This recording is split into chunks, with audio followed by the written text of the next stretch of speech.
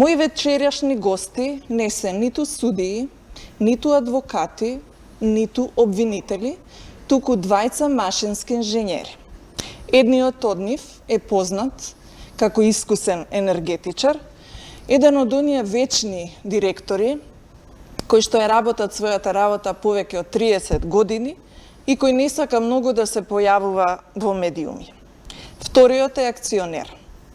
За инженерите обично велат дека тоа се добри логичари и практичари, но мотивот на моите вечерашни гости е нешто сосема друго. Една друга сфера – правосудството и судството. А во правото не секогаш може да се најде и логика. Им посакувам добре дојде на моите вечерашни гости. Од мојата лева страна директорот на АД Топлификација Димитар Хаџимишев, а десно од мене Ивица Стојановски, акционер и председател на надзорниот одбор. Добре дојдовте. Добро ве најдов. Господине Хаџимишев, ќе почнам со вас. Топлификација беше една од успешните фирми, која што на почетокот на 90-тите прва ги истакна своите акции на берзата. Како се случи една успешна фирма, за која беше престиж да се купат акции, сега да дојде до тоа дередже да падне под стечај? Практично од 26 ноември акциите на Топлификација не се повеќе, не котираат на берзата.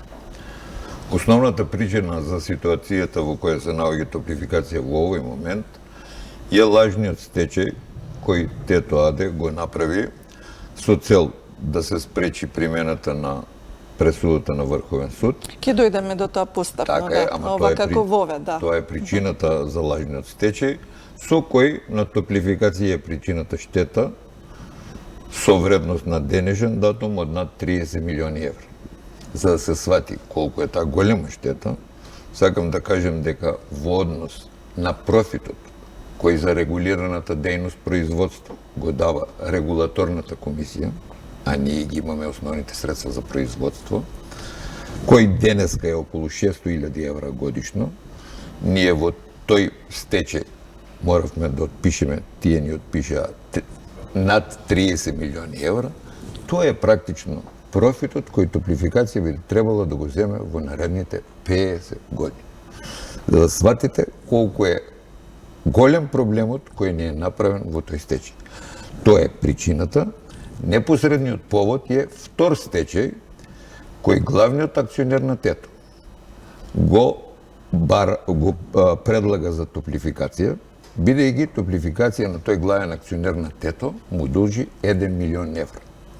Тие 1 милион евра Топлификација ги позајмува и ги дава како гаранција на Тето за неговите кредити. И тие се практично наплатени за тоа што Тето не платил кога бил дужен.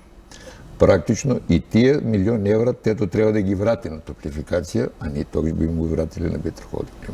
Господине Стојановски, предпоставувам дека со голема загриженост акционерите го следат развојот на настаните. Колкав е бројот на заинтересирани акционери и што значи за нив во моментов неможноста да учествуваат на берза? Па, ова е страшна ситуација за акционерите. Тие секојдневно доаѓаат и имаме комуникација со нив.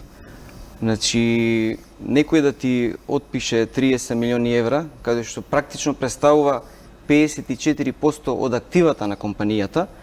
Значи, ја не верувам дека постои фирма не во Европа, во светот, каде што може да ја отпишеш 54% од актива и таа фирма да продолжи да работи успешно. Значи, ние 5 години водевме спор, акционерите издржаа, даваа поддршка, меѓутоа ништо не може да направат против нешто што значи криминал, а на кој што судството му кумува. Вие сте на одредот на оние акционери кои што никогаш не работеле во Топлификација, туку акциите ги купивте на берза. На берза, така. Па, Топлификација е фирма со отприлика околу 400 вработени и со законот од Анте Марковиќ кога се приватизирала, толку имало и акционери, претпоставам околу 400. Меѓутоа, ради тоа што акционерите верувале, тоа беше една од првите фирми која што котираше на македонска берза и која што влезе во супер котација, значи заедно со Комерцијална банка. Тек после тоа Алкалоид се вклучи и ништо не е ни чудо што акционерите верувале, баш кај што Топлификација влезе во проект да гради електрична централа. Тоа е проект Што беше на некој начин гаранција. Меѓутоа, замислете, во една ваква држава, како нашава, вие да градите пред 15 години централа од 240 мегавати номинална моќност, каде што сега една Словенија и Хрватска, неспоредливо е Македонија со нив, ува каква ситуација сме ние, тек сега градат централи, упола помали, со дупло поголема цена на чинење. Значи, ние сме биле многу далековиди и затоа сега има 2700 акционери, затоа што верувале во овој процес, затоа што верувале не дека ги вложуваат парите не во бетон, туку во проект кој што е многу важен и оваа централа и сега е важна за Македонија. Зашто директорот еве ќе каже, директорот е енергетичар. Јас се сеќавам, господине Хаджимишев, во 2007 година, кога влеговте во овој проект, на некој начин вие сте идеен татко на проектот, а тоа го направивте со многу амбиции, со многу ентузијазам, и тврдевте во тоа време дека тоа е проект кој што гарантира една енергетска стабилност на подолг период. Како се случи токму тето на некој начин да биде и јамката околу вашиот врат, што може да ја доведе во прашање иднината на фирмата? Видите, проектот Тето е реализиран, бидејќи тој е проект кој овозможува топлификациониот систем на долг рок да биде конкурентен. Во моментот кога во Скопје стана расположлив природниот газ, тоа е 97 година од минатиот век, беше јасно дека има можност да се прават дистрибутивни системи за природен газ. Топлификациониот систем има мана, бидејќи топла вода разнесува низ Скопје. Кога разнесувате топла вода, имате загуби во мрежа и тоа е околу 12%. Газот стига до секој објект со нула потрошувачка на енергија. Значи, ние у старт имавме 12% дефицит, за да бидеме конкурентни. Само објект како Тето, кој произведува и електрична енергија и топлина, може да овозможи поевтина топлинска енергија, која може да го елиминира тој дефект во дистрибуцијата на топлинската енергија. Тоа беше основата за Тето. Интересно е за оние што не се доволно упатени гледачи. Каква е структурата на капиталот во овој проект? Кои се вашите партнери? Кој стои зад рускиот партнер? Па видите, Топлификација од таа 97 година се обидуваше со повеќе партнери да го направи тој проект и финално, после неколку обиди, ние тој проект го почнавме со голема руска компанија која има газ, тоа е Итера. Меѓутоа, во 2006 година руската држава донесе одлука да никој не може да извезува газ освен Газпром и таа компанија се откаже. И финално она го најде нашиот сегашен партнер, кој е од помалите руски олигарси и тој е собственик на фирмата Synthos Green Energy, која за вистина, за волја на вистината, има голем енергетски објект во Русија. Тоа е еден дел од приватизацијата на руските електрани. Така да, компанијата која е со нас, која е едниот од партнерите на Топлификација и е високо професионална во производство и на електрична енергија и на топлинска енергија. Тие имаат топлификационен систем кој е, да кажеме, 30 пати поголем од тој што е у Скопје. Меѓутоа, сепак станува збор за офшор компании регистрирани во Кипар. Тоа е фирмата официјална у Русија. Кај нас во Тето собственици се две офшор компании, од кои едната е 100% собственик на втората. И практично Битер Холдинг Лимитед Таа е компанијата која е и целосен собственик на Balkan Energy Group и 89,2% собственик на ТЕТО. А 10,8% е топлификација. Со колку пари влеговте вие во тој проект?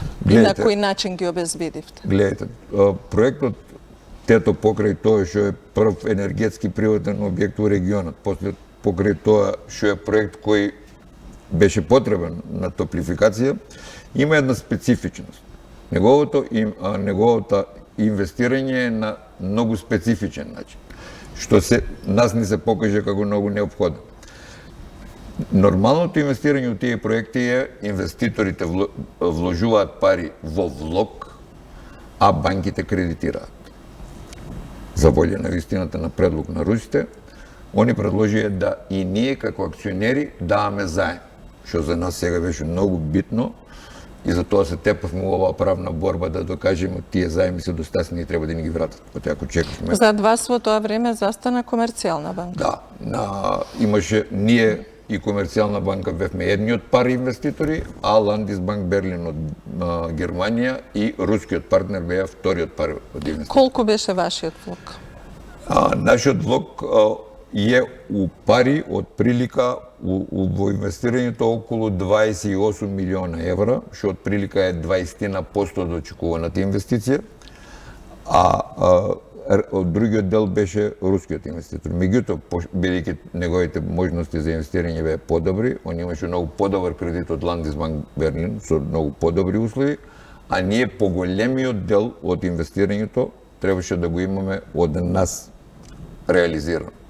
Практично, заради тоа, у овој момент, кога сакаме да си ги земме овие над 30 милиона евра, тоа се со камати до денешниот ден, Тоа се практично доспеани средства. Доспеани. Доказот за доспеаност е 5-годишниот процес со ТЕТО, кој се обидуваше од кога влезе у собственичката структура на топлификација да тоа го осуети, бидејќи тогаш на многу елегантен начин за тие пари ќе бевме ограбени. Кога почнаа проблемите на топлификација? Па видите, главните проблеми овие почнуваат во јуни 2012 година, кога офшор компанија, трета од тие двете внатре, трета офшор компанија купува 16,6% акции. Тоа се акциите кои ги имаше Словенскиот фонд Потеза, кој банкротираше. Тоа е во јуни. Во јули се случува една скандалозна одлука на регулаторна комисија, за која денеска исто така имаме судски процес, со која она директно не оштетува за околу 4 милиона евра. На кој начин? Со тоа што не ви дозволи зголемување на цените или? Не, ги ја намали цената. Зошто? Како? Да кажеме, ние од ТЕТО добиваме одредна количина, она не ја признава таа количина. Вика не, мерачот на ТЕТО не бил добар и не почитувајќи ни едно правило ја намалува количината што не ја признал. Значи ние ја плаќаме на ТЕТО, он не ја признал.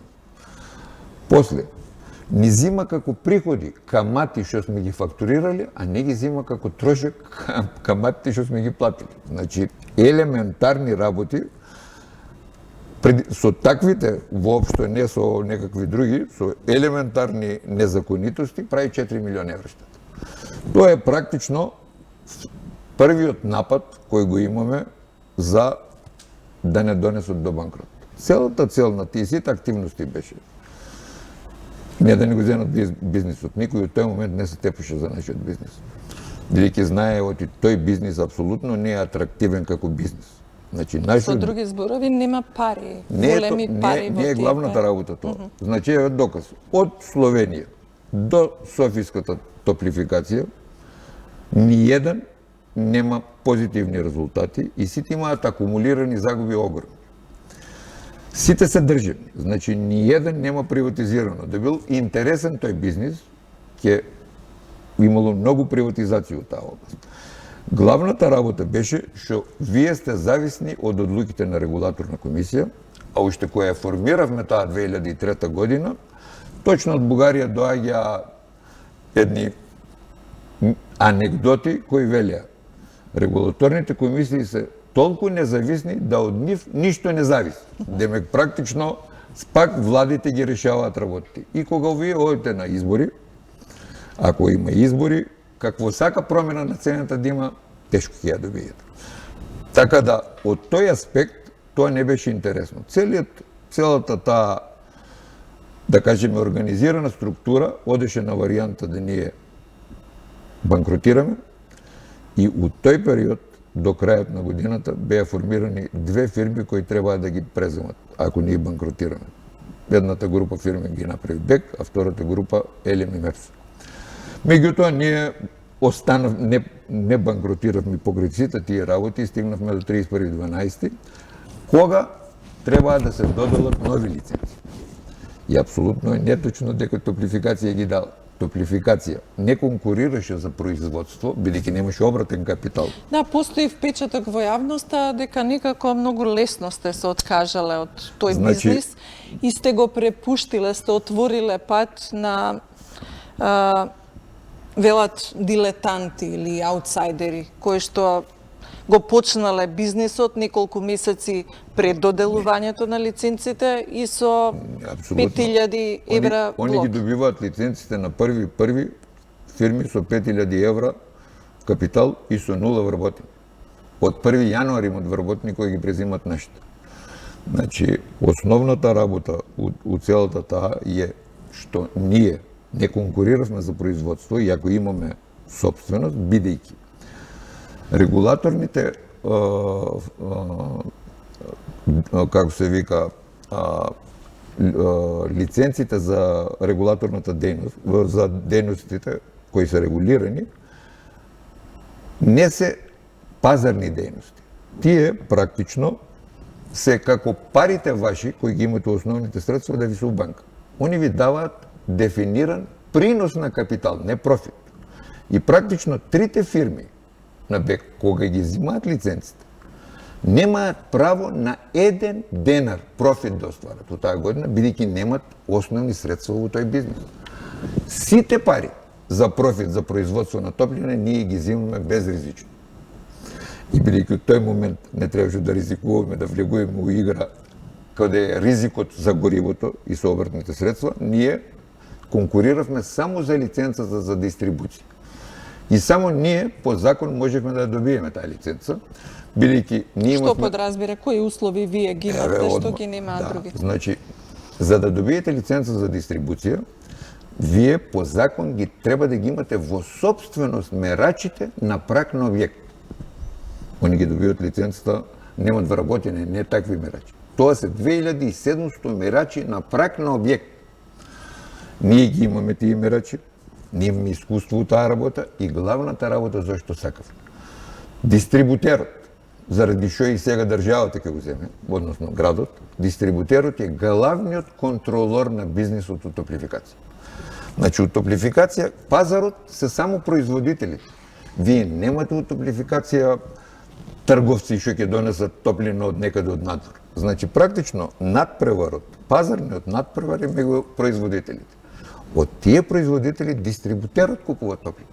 И ако бевме ние дистрибутер, не може да се случат низата неправилности, заради кои сега по наши информации има сериозни истраги, кои на крај ги оштетуваат крајните корисници. Значи, ние конкуриравме... Вие бевте свесни дека нема да добиете лиценз? Ние дури и кажевме, треба да ја добиеме, бидејќи ако ние не ја добиеме, имате комплетен монопол. Значи, еден газда кој го има тето, кој го има трите лиценцирани дејности.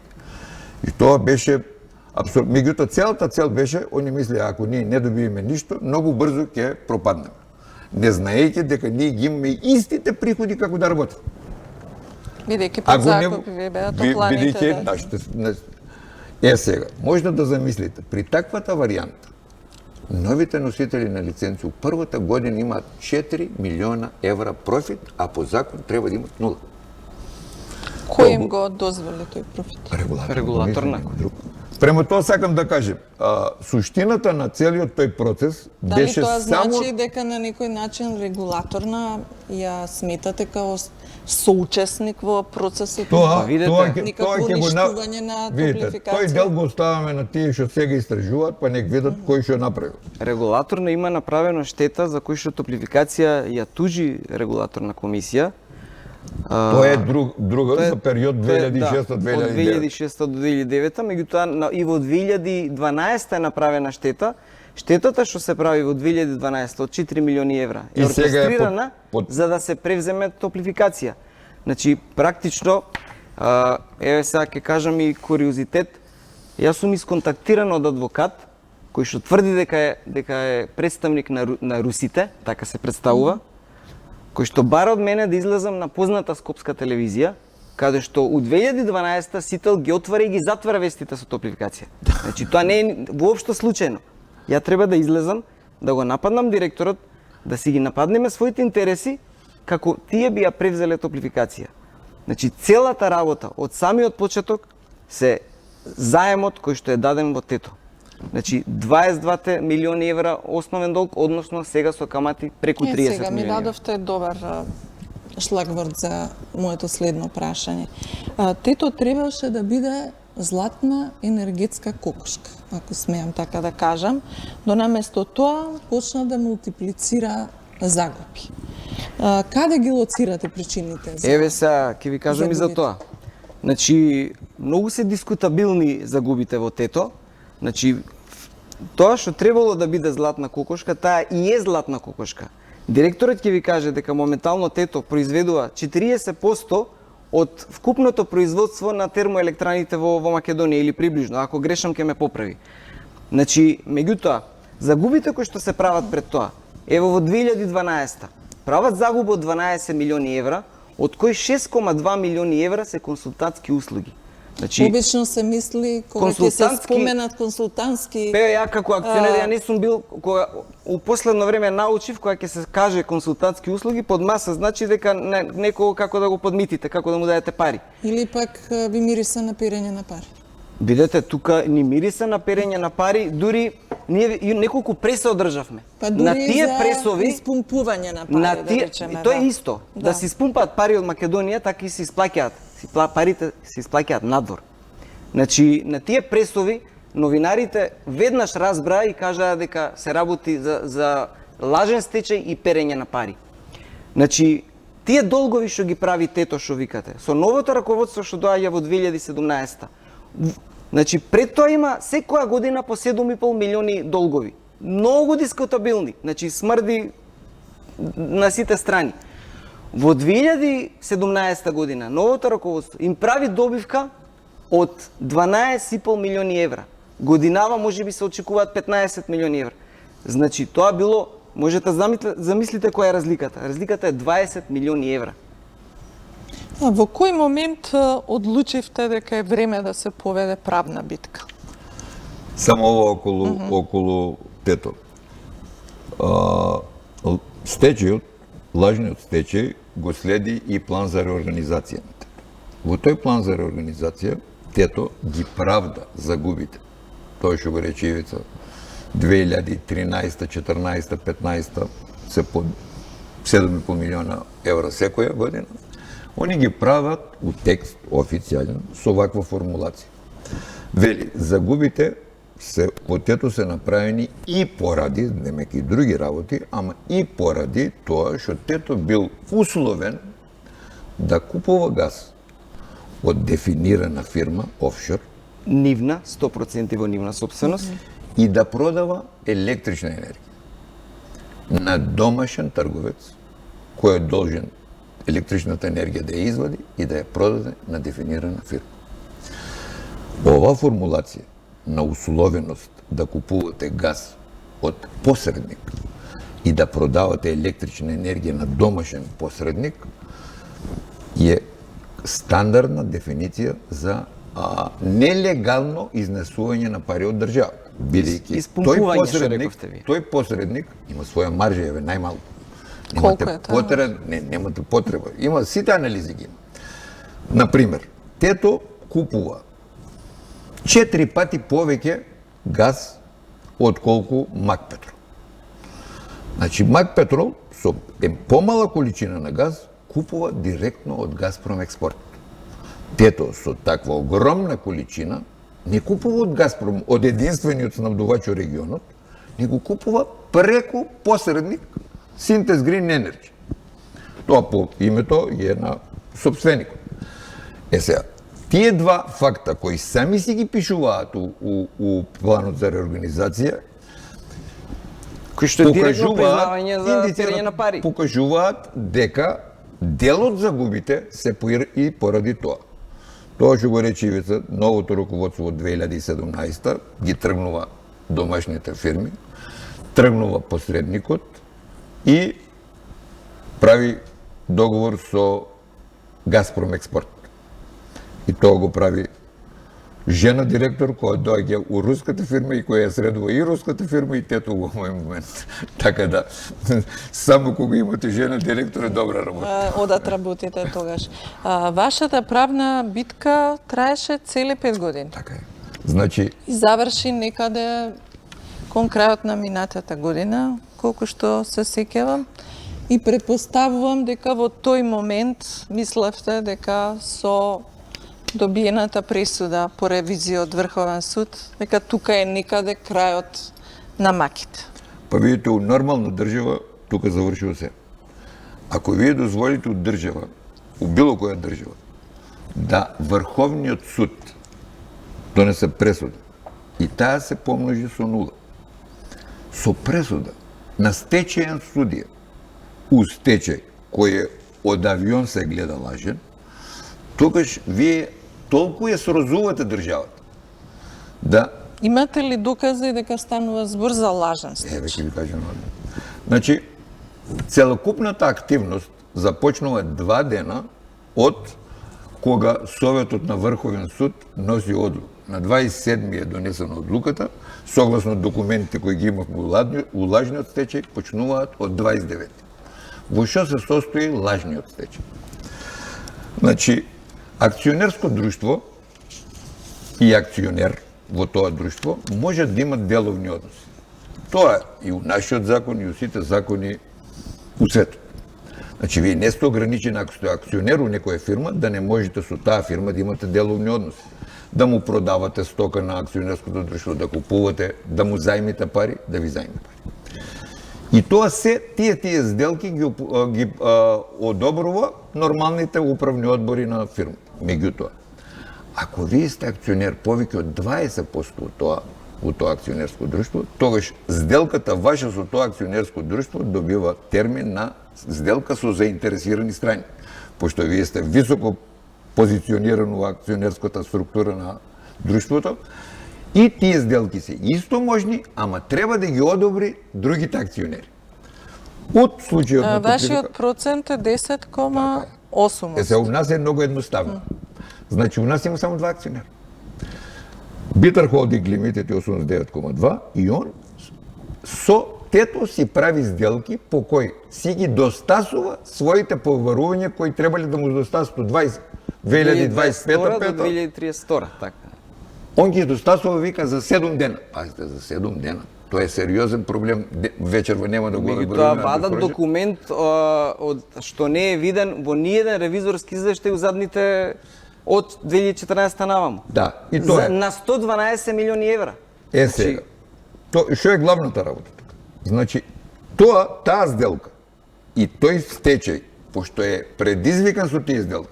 Значи, вие да направите стечај, мора да имате достасени побарувања. Они немат достасени побарувања. Току сами се ги предизвикале да И достасат. тие може да бидат нормално ако ги одобри само топлификација. Пошто топлификација не ги одобрила, тие се ништовни и целиот стечај е ништовен. Не лажен, туку ништовен. Тоа судијата што го судел стечајот веднаш би го требал да го прогласи за ништовен, бидејќи тие сделки не ги одобрила топлификација. Таму има уште низа пропусти. И сега гледајте. Значи, практично, тоа дело на ништовност се докажува со еден документ.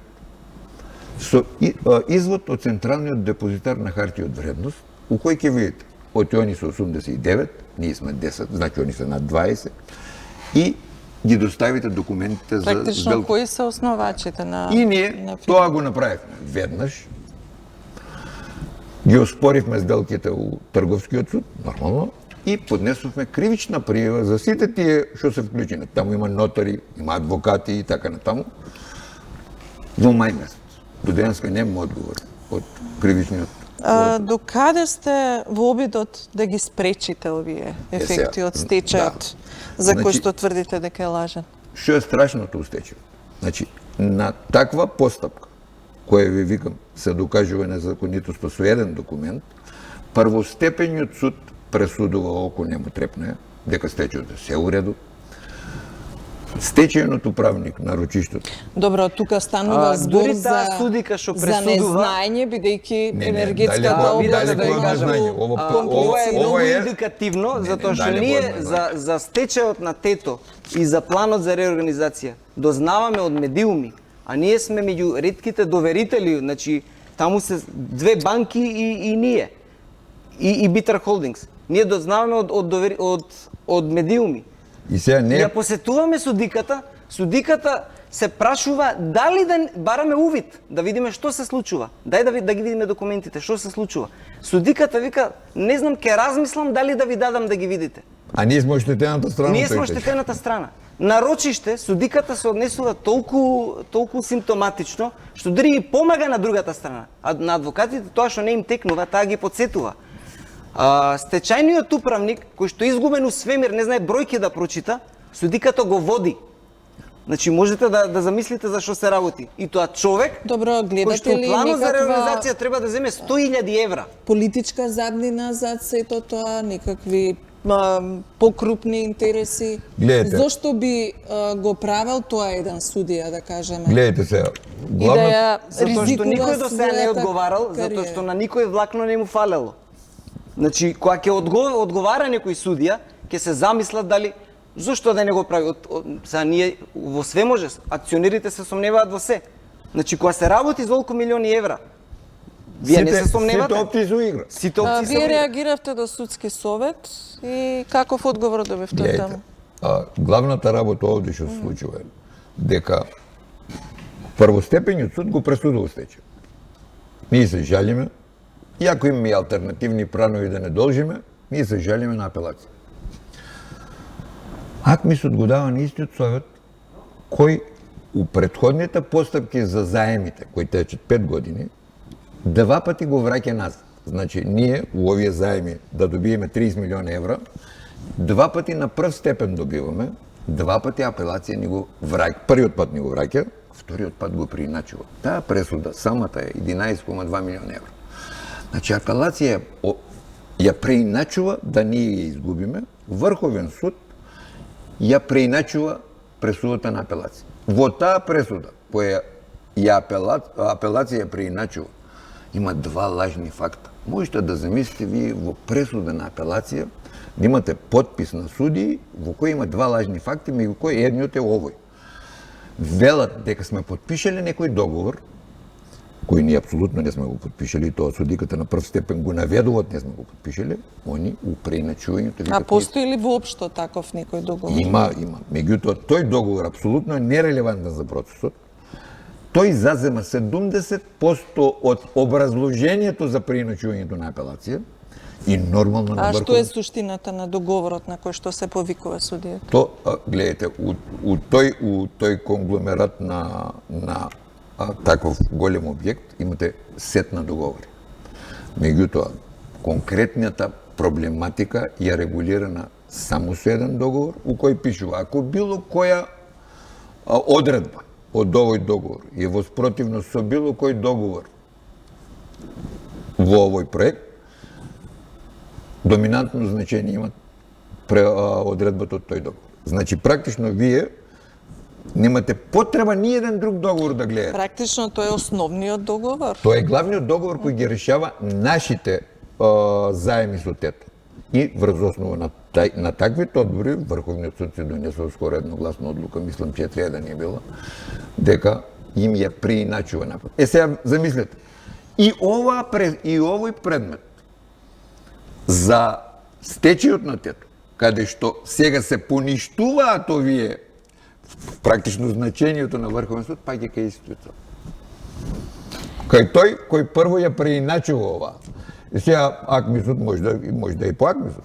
Меѓутоа, тука веќе по нашето сознание е 2-1. Значи, еден попуштил па мислел оти треба да се поништи стечајот. Меѓутоа, у таквата варијанта, денеска ние за нашиот стечај моравме да го барање да поднесеме до Врховен суд да се изнеме скопска апелација. Бидејќи ако на 30 милиона евра предмет, ние два пати имаме таква одлука.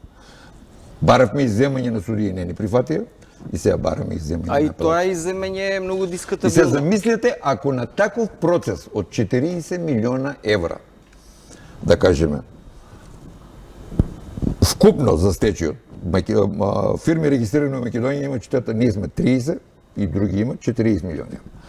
На процес на кој ви имате 30 милиона евра, се случува тоа на апелација, ние бараме изземање на судии, не ни прифаќат, се паѓа и вториот предмет на истиот совет, вие не... Премногу е да е случај. Заради сите овие работи, вие пишувавте и информација до премиерот Зоран Заев.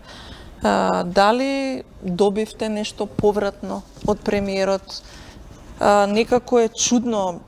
Може ли државата така лесно да се откаже од еден таков објект од големо значење како што е тето, и каква е одговорноста на државата за еден ваков енергетски капацитет да обстои? Видите, ние го пуштивме тоа писмо, не знам, у мај месец до владата на Република Македонија. Можем да кажем дека до овој момент три битни институции кои се важни за оценување на незаконитоста и за евентуалните кривични дела на овој спор работат интензивно и за стечајот, а и за тоа друго, и за други одредени работи. И ние очекуваме дека у наредниот период ќе излезат со конкретни податоци за таа работа. Сега ќе ја замолам режијата да ни пушти дел од интервјуто на директорот на финансова полиција, кој што неодамна гостуваше во нашата телевизија и најави некои интересни моменти кои што ќе се случуваат до крајот на оваа година. Режија, ве молам, изјавата од море. Ја немаме. Добро, продолжуваме понатаму. Ние слушнаме, да ви кажем. Ја слушнавте. Ќе ја парафразирам изјавата. Таму господинот Муареми најавува 4 големи истраги до крајот на годината. Дали очекувате дека една од овие истраги ќе се однесува и на криминалите во тето? Пошто не сме слушнали до овој момент некој да зборува за поголеми број, ние го слушавме убаво изјавата на директорот на финансова полиција, он рече 4 големи, од кои еден многу голем. Ние се надеваме од сме тој најголем. Многу голем од Скопје, кој што не е од тир зоната. Значи, и што е Гринфилд инвестиција. Сега гледате, Практично друга и не постои. гледате за овие се новите дела што се зборуваат. Вие имате 10 милиона. Бедни 10 милиона во однос на нашите Наспроти 30. вашите и отпишаните 120 150 милиона 150 укупно е у тој стечај. Можете да замислите и вие судија, ние на пресудите зборувавме вака. Санацијата на банкарскиот систем после комунизмот 95 година е 300 милиона долари. А тето се санира со скоро 200 милиона долара денешно. Абсурд. Значи, таква пресуда да донесете на таков начин, затоа сметаме дека тука треба да инсистираме да и владата преземе собствени мерки, да се испита до крај, да ги поттикне институциите до крај да ги испитат овие незаконитости, бидејќи ако втор пат кажувам, ако тоа помине, ако така падне пресуда на Врховен суд, кој нормален инвеститор? Господине Хаджимиша, вие сте искусен стопанственик, Не стар. кој што искусен, ќе речеме, не стар.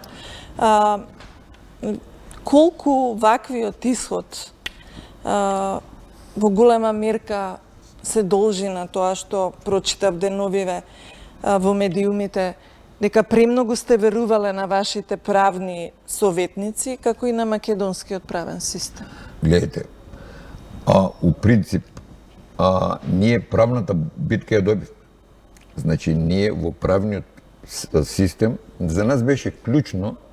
Ама ја добивте на хартија акционерите во овој момент. Гледайте. Се после Врховен суд е прибегнување кон криминал од другата Ние до страна. овој момент, еве да ви кажеме, до овој момент не се мешаме за незаконитостите на стечајот, иако имаме доста информации, чекаме да реагираат институциите. И тоа, мислиме оти до нова година ќе се деси нешто. Меѓутоа и ние имаме кривична пријава пуштено до ОЈО. Значи, ние сме пријавиле за овој криминал до институциите и чекаме да реагираат. Меѓутоа ние имаме кривична пријава за кој што по чудни причини обвинителката не реагира. Ја лично ја посетив обвинителката, каде што дига раменици, очигледно е дека криминал, меѓутоа нема реакција. Значи, нешто зборат обвинителството што би било под 10% рейтингот. Испод ќе им биде, минус 10%. Момент, само малку. Значи, неподопрен глас што вика дека реагираат за криминал. Значи, ние сме поднеле предмет за криминал со сите документи. И обвинителката јавно вика дека немала оригинал документи, не можела да постапува. Тие документи се земени од извршителот со подпис и печат, со печат верно на оригинал. Тоа е оригинал. Зошто не постапува обвинителство? Акционерите им дојдено преку глава. Значи, акционерите ќе излезат на улица. Ова што се случува во Франција за бензин, можете да замислите што е со акционери кои што продале станови да влезат во проект. Значи, тука има луѓе што давале илјадници евра. Се работи за 30 милиони евра македонски пари. Ако никој не реагира, акционерите ќе излезат на улица, значи, во држава кај што нема право, кај што не се почитува, ќе мора, за жал, граѓаните во своји раце да го земат правото. Дали тоа беше причина и заради вашата недоверба веќе и разочараност од правниот систем да испратите писма и до сите дипломати? Точно. Значи, ние испративме писмо до неколку... Ги информирате само или очекувате? Значи, што да правите во систем каде што не можете да се заштитите, едноставно се случува криминал у очиглед на сите, судството му кумува, ако обвинителите на крај не изреагираат, ќе испадне дека и тие му кумуваат. Значи, ние ги известивме амбасадите, го известивме и пак владата известивме, уште еднаш преку Сдруженијето на акционери за заштита на акционерите. Дури ние ќе ги известиме сите, значи вака, ако ова се случува на некого да му се отпишува без да го прашаат толкав капитал, па вие не вреди во оваа држава да вложите ни еден денар. Колку тоа е лош сигнал за Полош нема. Денеска мене ми се јавуваат, ние имаме фондови што инвестирале кај нас, брокерски куќи. Ми се јавува директор на брокерска куќа, вика Ивица, што ќе правиме, значи нема акционер жив да им влезе да купува акции. И ова е, и стварно не треба да купува. Ако вакво нешто се случува, со помош на судии, криминал да проаѓа, па треба сите да излезат утре да продаваат све. Меѓутоа ова не сме да се случи.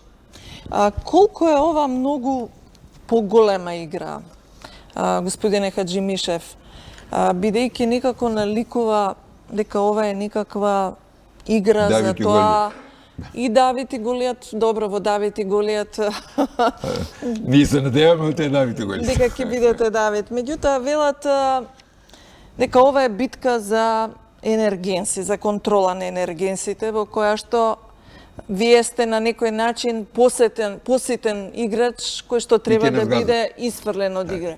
Па дури новинарите ве споредија со Грогиран, боксер, на кој што му одбројува судијата. Тука немаат право, бидејќи ова игра е далеку од голема игра, заради тоа што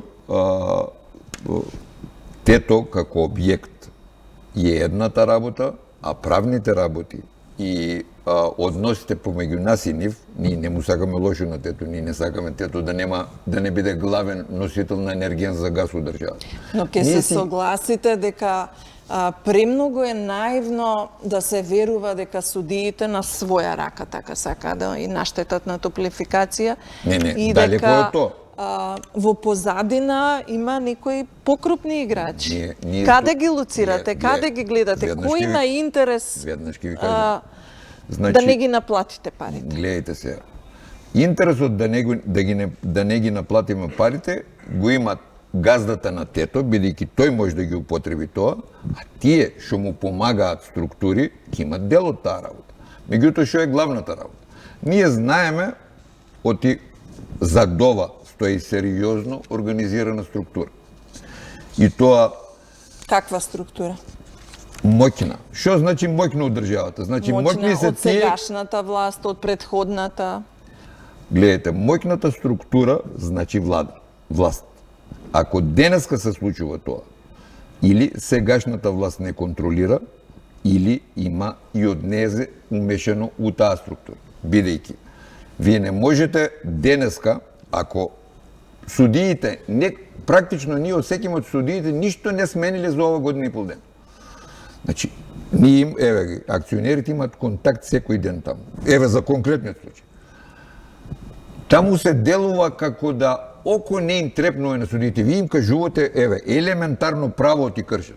Око не им трепнува. Ги бркаат од канцеларија. А таму седат адвокатите кои го прават стечајот на тето. Сега вие знаете дека тие судии се однесуваат како ништо да не е сменето. Што не е комплимент за сегашната власт. Да. Зборувате за моќници, меѓутоа многу имагинарно. Имате ли представа кој точно стои за сето ова? Не е еден, тамам работа. Не е еден, тоа е структура. Вие имате моќни адвокатски канцелари, кои и денеска биле моќни у минатото и денеска застапуваат фирми држави. Значи, имате моќни нотарски структури. Замислите ви нотар кој може да ја солемизира таа спогодба, за која приправник знаеот не смее да ја солемизира. Меѓутоа, нотарот ја подпишува и око не му трепнува. Јавна тајна е за постоење на спреги помеѓу нотари, помеѓу адвокати. Не е спрегата. Значи, тука нотарот ја прави прекршокот за кој може да оди у апс. Значи, он има заштитник и денеска кој функционира. Значи, он тоа денеска го прави. Тоа е направено 2018 година.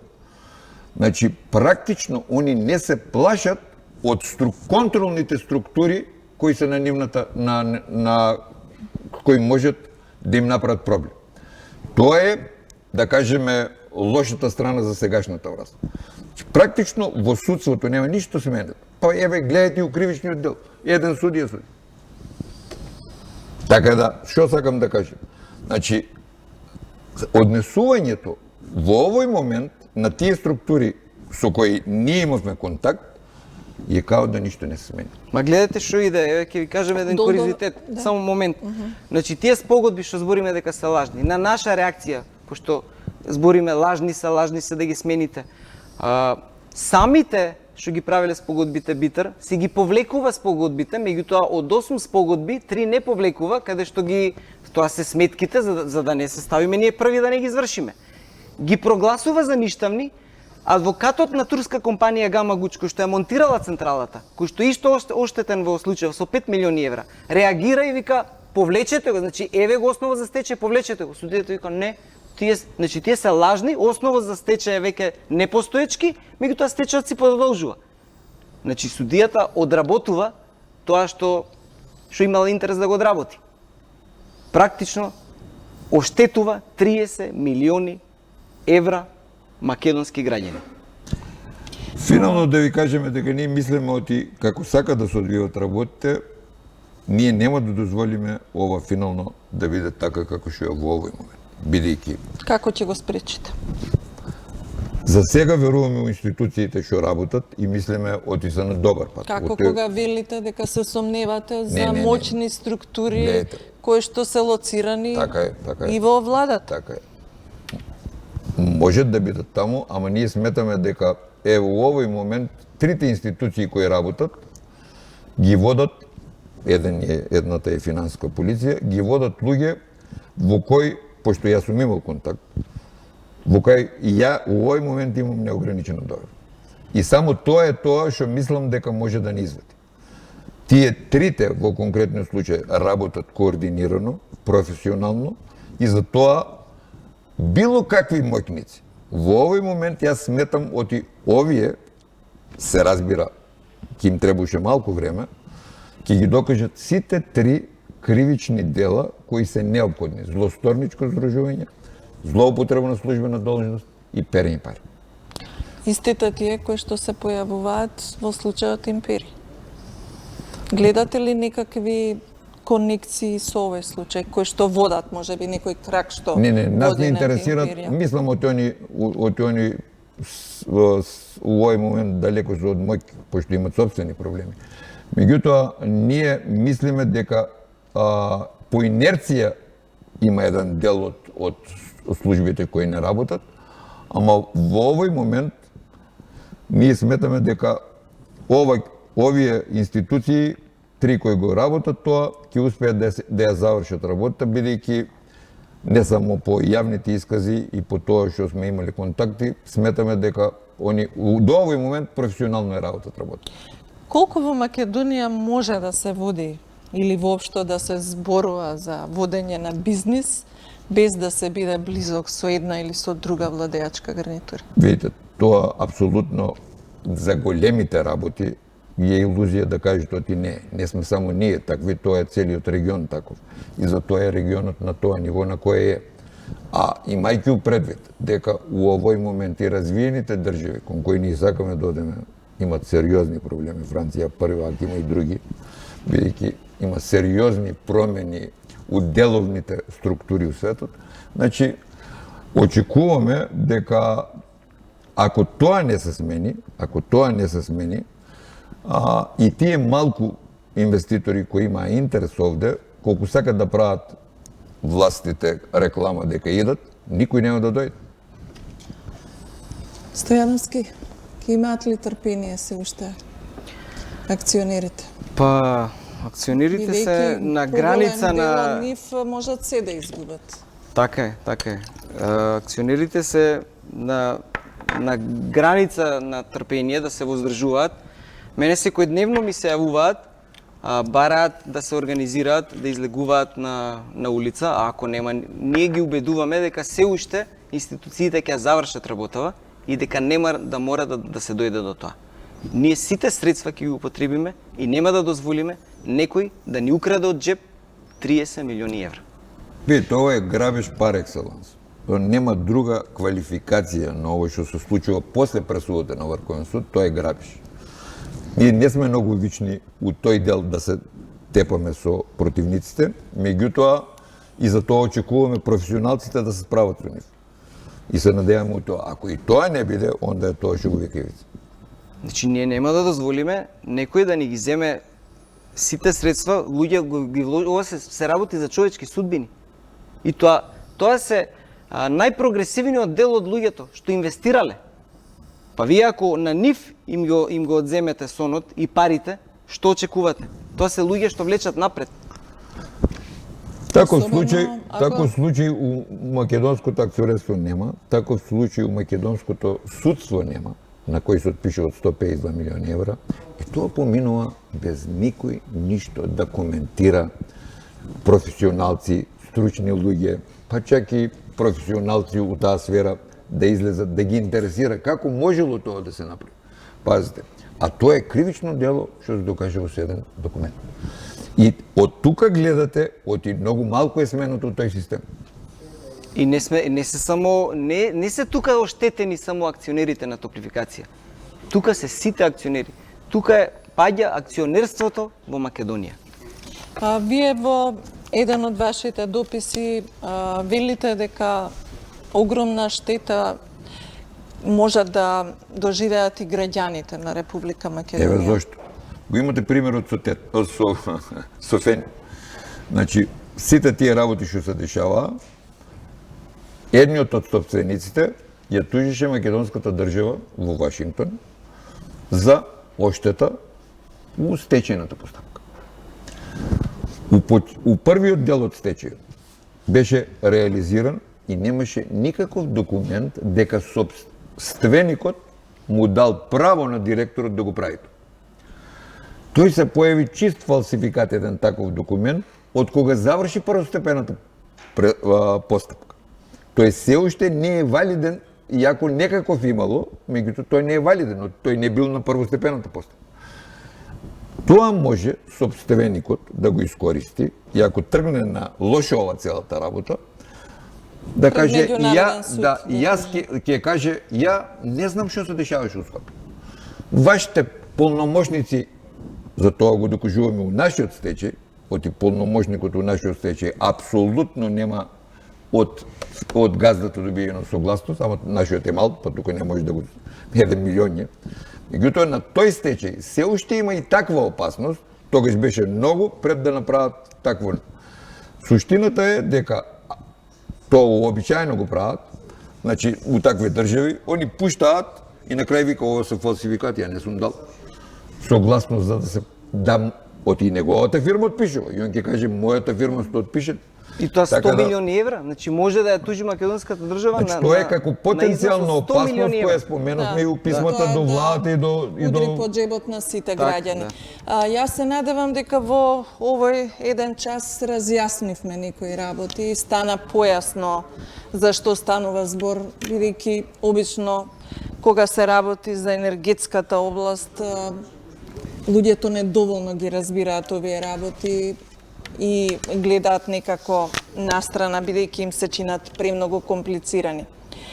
Ви благодарам за учеството во вечерашното издание на Правда и Неправда. Тоа беше се во ова издание на Правда и Неправда. Се гледаме за 7 дена.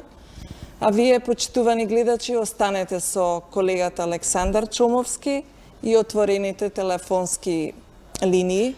Се надевам дека ќе има интересно прашање за вас. Пријатно.